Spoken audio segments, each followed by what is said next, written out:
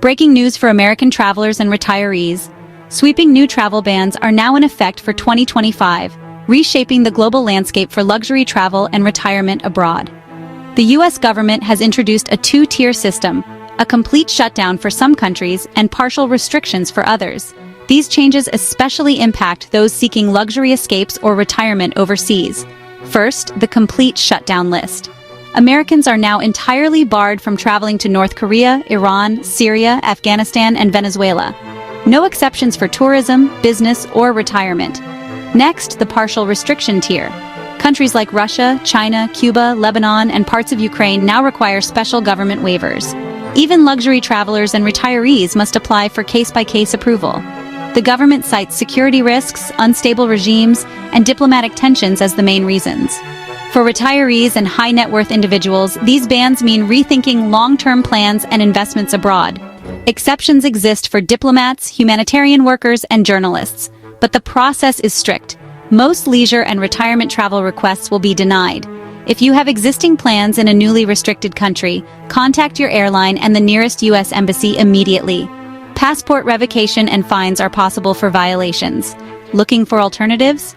Destinations like Rwanda, Thailand, and the Caribbean remain open and are actively courting American retirees and luxury travelers with new incentives. Experts recommend consulting with travel advisors and legal counsel before making any international plans. Stay updated on policy changes, as the list of restricted countries may evolve rapidly. So what does this really mean for your future travels, investment plans, or dream retirement abroad? In the next 20 minutes, we'll break down everything you need to know, from the full list of banned and restricted countries to the impact on real estate, healthcare access, and legal residency options. Whether you're eyeing a luxury life in Southeast Asia or scouting quiet retirement havens in Europe or Africa, this guide will help you navigate the new global reality and avoid costly mistakes. Let's dive in. New travel ban where Americans can't go in 2025. If you're planning luxury travel or considering retirement abroad, you need to hear this immediately. President Trump just signed a proclamation that completely bans Americans from entering 12 countries and imposes partial visa restrictions on 7 others, effective June 9, 2025. The 12 countries face total shutdowns of all visa access, while 7 nations including Cuba, Venezuela, Laos, Turkmenistan, Burundi, Sierra Leone, and Togo operate under partial suspensions that block tourist and business visas but maintain diplomatic channels. This isn't just about tourist visas. Some of these restrictions target countries that affluent Americans have been quietly exploring for investment and retirement opportunities. The complexity of this two-tier system means your international plans may have just become far more complicated than you realize. The administration split the banned nations into 2 groups, one with 0 visa access across the board and another limiting just tourist, business, student, and exchange visas, while still allowing essential diplomatic ties. This strategic distinction creates vastly different scenarios for Americans depending on their destination's classification status. So, picture waking up to discover that your carefully planned international portfolio just became significantly more complicated overnight. The full suspension tier completely eliminates all visa access, both immigrant and non-immigrant, creating an impenetrable barrier for American citizens. This means 0 tolerance for any form of entry, whether you're seeking tourist visas, business opportunities, student exchanges, or even permanent residency pathways. Research reveals that 12 countries fall under this complete ban, effectively cutting off all legal pathways for American entry through traditional diplomatic channels. When a country receives full suspension status, the State Department immediately halts all visa processing activities at consulates and embassies. American citizens cannot obtain any form of documentation that would permit legal entry into these nations. This tiering reshuffles travel and investment strategies for high-net-worth individuals who must now completely reconsider their international portfolios and retirement planning approaches. The partial suspension tier presents a more nuanced challenge, targeting specific visa categories while leaving others accessible through diplomatic channels. 7 countries operate under this partial system, restricting tourist, business, student, and exchange visitor visas, while maintaining essential governmental and diplomatic communications. This selective approach creates opportunities for Americans who understand which pathways remain viable and which face permanent closure. Consider the stark difference between retirement planning in Southeast Asia now. While luxury retirement communities in places like Bali continue operating normally, Americans eyeing similar opportunities in Laos face complete restrictions on tourist and business visas, forcing them to abandon their plans entirely. The partial restrictions specifically target B1 and B2 visas for business travelers and tourists, F and M visa categories for students, and J1 exchange visitor visas for cultural programs. However, partial suspension countries maintain access for diplomatic personnel through A1, A2, and G series visas, preserving official government relationships and international organization functions. This strategic distinction allows the administration to maintain essential diplomatic communications while restricting civilian population movement and commercial interactions that might pose security concerns. The implications of these two tiers extend far beyond simple vacation planning into investment portfolios, retirement strategies, and business development initiatives. Americans with existing real estate investments, business partnerships, or retirement communities in affected countries must now navigate completely different regulatory landscapes depending on their destination's classification status. So, this classification system actually reveals the administration's strategic approach to balancing security concerns with, diplomatic necessity. It creates pressure mechanisms that are really designed to encourage cooperation from foreign governments. Countries under partial restrictions, they face the possibility of escalation to full suspension if they fail to meet American security and information sharing requirements within those specified timeframes. The two-tier framework also establishes clear benchmarks for potential restoration of normal travel relationships. Countries that demonstrate improved cooperation, enhanced security protocols, and better information sharing practices may find themselves moved from full suspension to partial restriction status, or even from partial restrictions back to normal diplomatic relations. Understanding which tier affects your target destination really determines whether you face a complete dead end or just navigable restrictions that require, some strategic planning. And honestly, some of these complete shutdowns target destinations that might actually surprise you.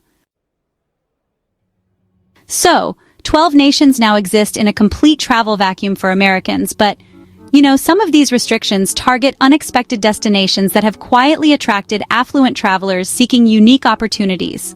The full suspension list includes countries that luxury travel advisors never anticipated would face such comprehensive restrictions, creating immediate complications for Americans with existing investments and travel plans in these regions.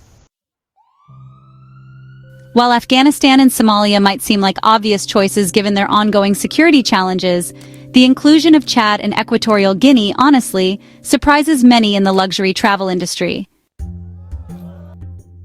Chad maintained a B1/B2 visa overstay rate of 49.54% in 2023, which the administration cites as evidence of inadequate control over travelers. This effectively ends American access to Chad's ecotourism opportunities in Zakuma National Park, where affluent travelers had been exploring authentic wildlife safari experiences. The Republic of the Congo's inclusion has sparked immediate diplomatic protests, with officials claiming the designation stems from misunderstanding rather than legitimate security concerns.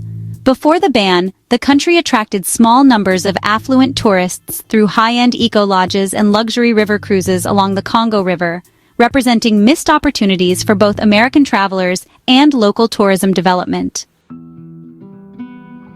Burma, also known as Myanmar, being on the list effectively ends American access to one of Southeast Asia's most culturally rich destinations, which had actually been experiencing growth in luxury travel options. The country developed high-end hotels, cultural experiences, and investment opportunities in the tourism sector that attracted Americans seeking authentic Southeast Asian experiences. Haiti's complete ban impacts not just tourism, but also eliminates pathways for United States retirees and investors who had been working with charitable organizations and boutique resort developments. The comprehensive nature of this restriction cuts off Americans involved in development projects and business ventures that supported Haiti's economic recovery efforts. Iran, Libya, and Sudan represent geopolitical flashpoints where complete restrictions align with broader foreign policy objectives. Iran's luxury desert camps and historical sites, Libya's Mediterranean coastal resorts, and Sudan's archaeological tourism opportunities are now completely inaccessible to Americans.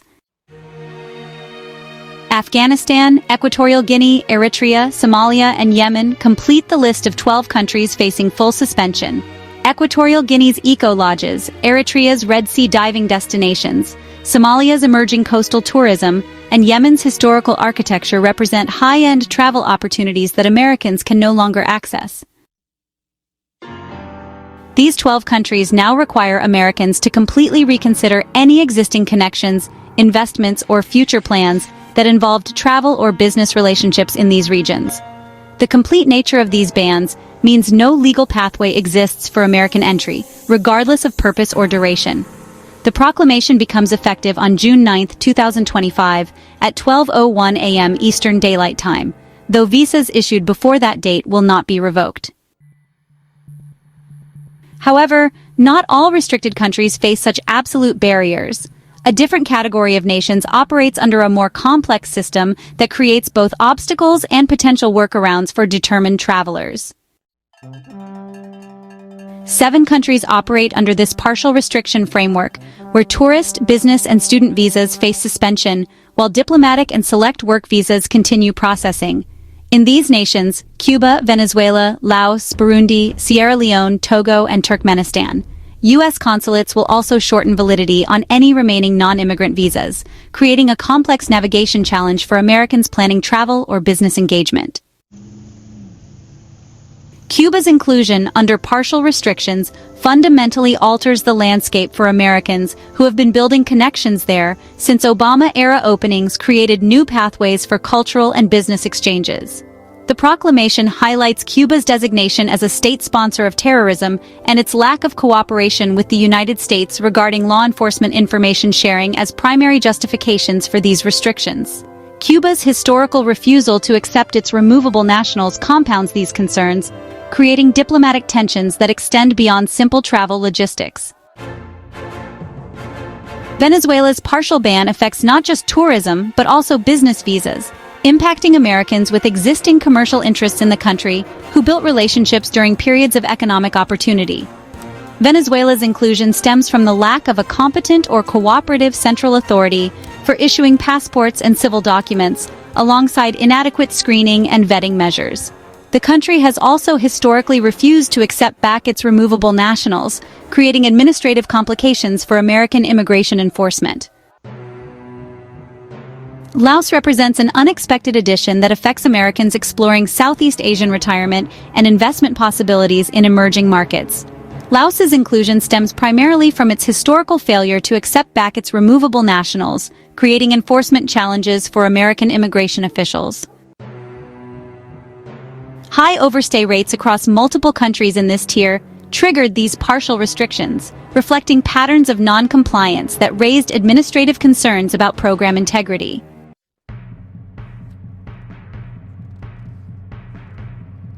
So, the restrictions specifically target B1 and B2 visas for business and tourism, F and M visas for students, and J visas for exchange programs across all 7 countries. This, honestly, creates immediate complications for Americans planning business trips, cultural exchanges, or educational programs in these destinations. However, luxury travel advisors can still arrange private diplomatic-level stays or long-term residence consultations in these partially restricted countries by leveraging specific visa exceptions that remain available for qualified travelers. Diplomatic and official visas remain available, maintaining government-to-government relationships while restricting civilian access to these countries. A1, A2, and G-series visas continue normal processing, preserving essential diplomatic communications and international organization functions that serve American interests abroad. The selective nature of these restrictions suggests the administration views these countries as reformable rather than completely problematic, unlike the 12 nations facing total suspension. This approach creates pressure for improved cooperation while maintaining diplomatic channels that could, hopefully, facilitate future relationship improvements. So, Americans can still access these countries through specific visa categories, but popular travel and business routes face permanent closure until diplomatic relationships improve. The partial system creates opportunities for those who really understand which pathways remain open and which face indefinite restriction, requiring, honestly, some strategic planning and alternative approaches to traditional travel methods. The administration's choice of these specific countries for different restriction levels, well, it reflects a calculated approach that extends beyond just simple security concerns. The administration's security justification framework reveals a sophisticated threat assessment process that evaluates foreign government cooperation across multiple dimensions. National security justifications for travel bans typically focus on terrorism and information sharing, but this proclamation introduces additional factors that create a comprehensive framework for evaluating risk management capabilities and diplomatic compliance. The White House cites deficiencies in screening and vetting information as primary justifications, emphasizing that foreign governments must manage the identity and travel documents of their nationals while sharing information about known or suspected terrorists and criminal histories. Countries lacking reliable passport or criminal history data, and those with high visa overstays, face bans. This framework pushes them to share info or risk permanent shutdown. The administration emphasizes that American officials cannot adequately assess the risks posed by visa applicants from nations that fail to meet these standards. Turkmenistan's inclusion in the partial restriction tier illustrates how real data drives these policy decisions. The country's 21.74% overstay rate for F, M, and J visas demonstrates systematic disregard for American immigration laws, landing it among the 7 nations facing selective restrictions rather than complete bans. So this data-driven approach, it really shows how specific compliance failures actually translate into these graduated restriction levels. The proclamation states that restrictions are, quote, necessary to garner cooperation from foreign governments, enforce our immigration laws, and advance other important foreign policy, national security, and counter-terrorism objectives.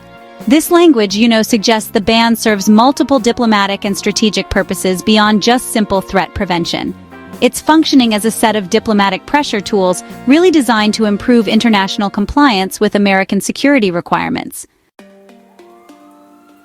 Counterterrorism objectives factor significantly into the selection process, with some countries allegedly harboring or failing to control terrorist elements within their territories. The proclamation explicitly mentions that some countries face restrictions due to the presence of terrorist organizations or the government's inability to control its territory effectively. This really highlights American concerns about the potential for individuals from these countries to be involved in or support terrorist activities that could threaten American interests. A country's cooperation in accepting the return of its removable nationals also influences restriction decisions, as the proclamation notes that some countries have historically failed to cooperate with the United States in this regard. This lack of cooperation complicates the removal of individuals who may pose threats, creating administrative and security challenges that factor into overall risk assessments. The security framework reveals that compliance with American information sharing and vetting requirements could potentially lift restrictions for affected countries. The Secretary of State conducts an initial 90-day review, then assessments every 180 days thereafter to determine whether suspensions should be continued, terminated, modified, or supplemented based on cooperation and improvements made by listed countries. Countries that demonstrate improved cooperation and security protocols may find themselves removed from future versions of the ban, creating clear pathways for diplomatic rehabilitation and restored travel relationships. Stay tuned to see which banned nations might earn their way back by beefing up security collaboration. However, the comprehensive nature of these restrictions doesn't eliminate all possibilities for travel and engagement with affected nations. Several pathways remain open for determined Americans and affected foreign nationals who understand the intricate exception framework built into the proclamation.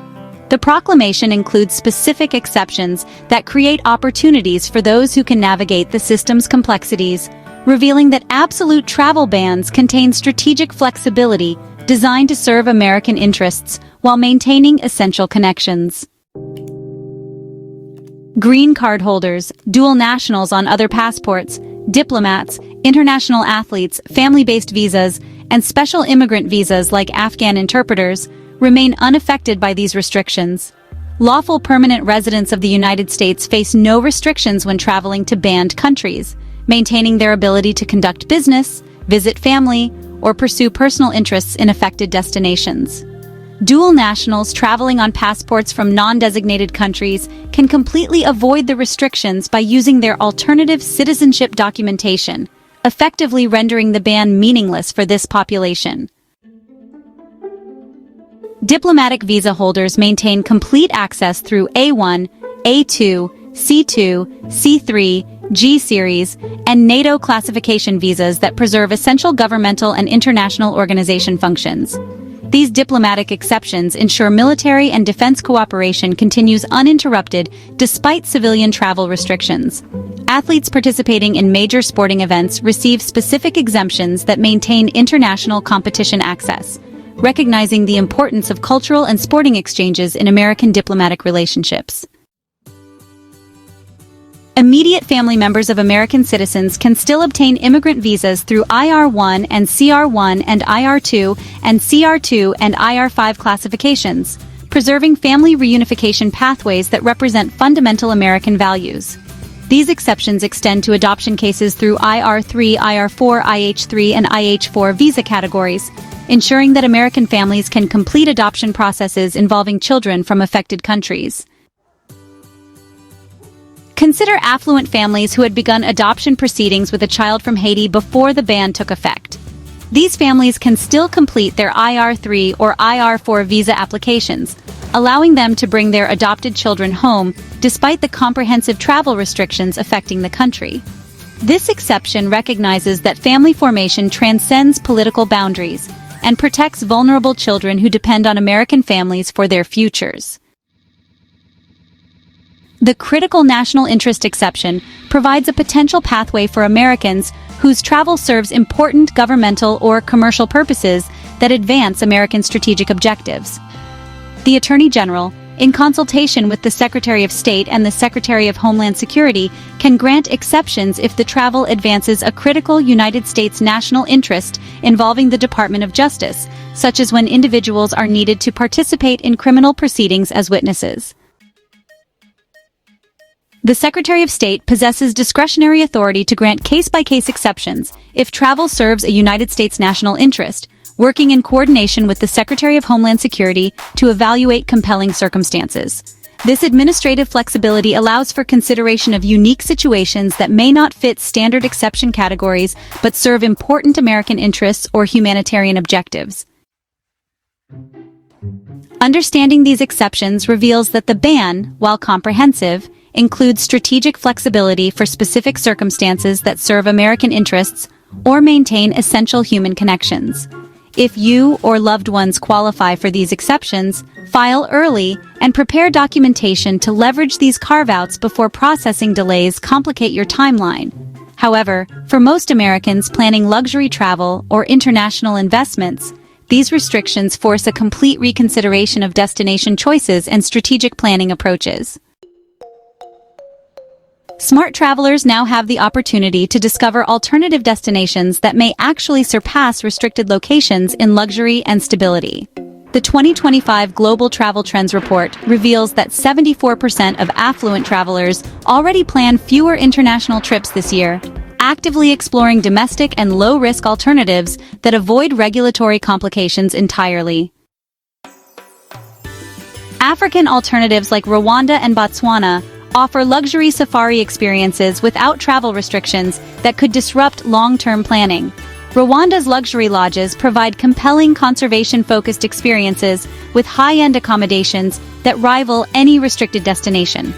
Botswana maintains private game reserve lodges, offering the same exclusivity previously found at places like Zakuma National Park, but with stable political environments that make planning reliable for years ahead.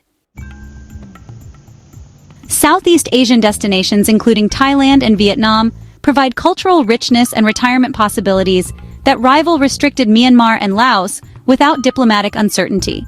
Thailand's luxury villas and vibrant culture offer compelling alternatives for retirees who previously considered restricted countries, featuring established infrastructure and favorable living conditions. Vietnam offers a blend of luxury resorts and cultural immersion that matches experiences previously available in Myanmar, but with growing international investment and tourism infrastructure. Caribbean alternatives to restricted Haiti include Dominican Republic and Barbados for luxury travel and retirement planning that surpass what was available in the banned destination. The Dominican Republic features high-end resorts and golf courses that provide luxury infrastructure superior to most restricted countries. Barbados offers established luxury tourism infrastructure with pristine beaches and exclusive resort experiences that cater specifically to affluent American travelers. The domestic luxury trend, presents some unexpected opportunities as Americans discover high-end options within the United States that, eliminate international travel complications entirely. Luxury resorts in Napa Valley, exclusive experiences in the Hamptons, and private tours in the Rocky Mountains now compete directly with international destinations for affluent travelers' attention and investment. Travel advisors recommend reviewing existing bookings and exploring force majeure clauses that may provide cancellation coverage for affected destinations, helping affluent travelers mitigate financial losses from canceled plans. Understanding booking terms and insurance policies becomes honestly essential for making informed decisions about alternative travel arrangements, including rebooking to unaffected destinations or seeking refunds for restricted country bookings. The report highlights that 73% of travelers now prioritize supporting local small businesses while visiting new destinations, which in turn influences alternative destination choices toward countries offering authentic local experiences. This preference for supporting local economies drives selection of destinations featuring boutique hotels, locally owned restaurants, and artisan craft opportunities that create meaningful connections with local cultures.